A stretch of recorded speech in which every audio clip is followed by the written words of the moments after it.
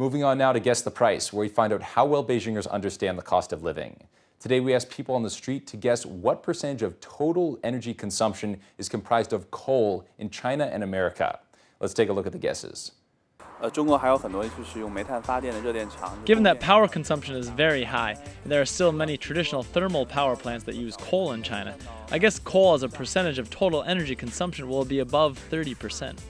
But in the US, there are multiple sources of energy, so the percentage will be lower, maybe 10%. I think the percentage should be 20% in China.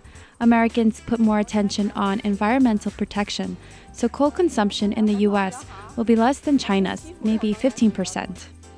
I think the percentage will be above 30% in China.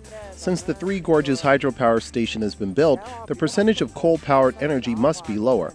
In America, which has fewer hydroelectric power plants in China, coal as a percentage of total energy consumption might be 40%. Coal consumption in our daily life is very high, so I guess the percentage will be 70% in China. China's people do not have such a strong sense of environmental protection.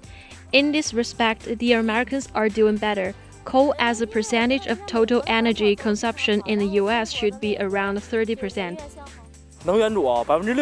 I guess the percentage might be 60% because the coal reserves in China are very large. As a developing country, China's use of coal power must be very high. Coal as percentage of the total energy consumption in the US should be lower than here, maybe 40%.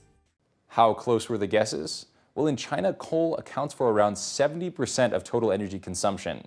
In America, coal makes up around 22% of total energy consumption and almost 50% of the power used in electricity generation. As of 2006, coal accounted for around 23% of total energy consumption globally, with around 80% of that going toward electricity production.